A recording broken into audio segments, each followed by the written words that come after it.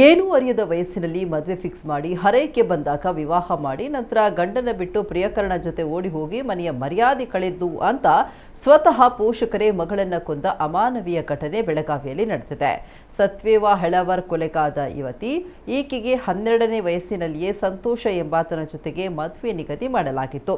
ಆದರೆ ಸತ್ಯವ್ವ ತನ್ನದೇ ಗ್ರಾಮದ ಕೃಷ್ಣ ಪಾಟೀಲ್ ಎಂಬಾತನನ್ನ ಪ್ರೀತಿಸ್ತಾ ಇದ್ಲು. ಪ್ರೀತಿಯ ವಿಚಾರ ಮನೆಯವರಿಗೆ ತಿಳಿತಾ ಇದ್ದಂತೆ ಸಂತೋಷ್ ಜೊತೆ ಮದುವೆ ಮಾಡಿದ್ರು.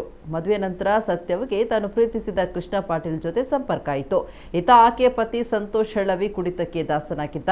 ಇತ್ತೀಚೆಗೆ ಅಂದರೆ ಫೆಬ್ರವರಿ 17ರಂದು ಸತ್ಯವ್ವ ಗಂಡನ ಮನೆಯಿಂದ ಬಂದು ತನ್ನ ಪ್ರಿಯಕರ ಕೃಷ್ಣ ಪಾಟೀಲ್ ಜೊತೆ ಓಡಿ ಹೋಗಿತ್ತು. ಮನೆಯವರು ಆಕೆಯನ್ನ ಕರೆದುಕೊಂಡು ಬಂದಿದ್ದಾರೆ. ಈ ಸಂದರ್ಭ ತಾಯಿಯ ಜೊತೆಗೂ ಸತ್ಯವ್ವ ಗಲಾಟೆ ಮಾಡಿದ್ದು, ನಂತರ ಆಕೆಯ ಚಿಕ್ಕಪ್ಪ ಪ್ರಕಾಶ, ಸಹೋದರ ಶಾನೂರು ಹೆಳವರ್, ಅಕ್ಕನ ಗಂಡ ಕಲ್ಲಪ್ಪ ಸೇರಿ ಸತ್ಯವ್ವಗೆ ಇಲಿಪಾಶಾನ ನೀಡಿದ್ದು, ವಿಷ ಪ್ರಾಶನದ ಬಳಿಕ ಆಕೆ ಸಾವನ್ನಪ್ಪಿದ್ದಾಳೆ. ತಕ್ಷಣವೇ ಸ್ಥಳೀಯರ ಸಹಾಯ ಪಡೆದು ಆಕೆಯ ಅಂತ್ಯ ಸಂಸ್ಕಾರ ಮಾಡಿದ ಆಕೆಯ ಮನೆಯವರು ಬಳಿಕ ಸಂಬಂಧಿಕರಿಗೆ ಆಕೆ ಲೋ ಬಿಪಿಯಿಂದ ಸಾವನ್ನಪ್ಪಿದ್ದಾಗಿ ಸುಳ್ಳು ಹೇಳಿದ್ದಾರೆ. ಇದೀಗ ಆರೋಪಿಗಳನ್ನು ಪೊಲೀಸರು ಬಂಧಿಸಿ ತನಿಖೆ ನಡೆಸ್ತಾ ಇದೆ.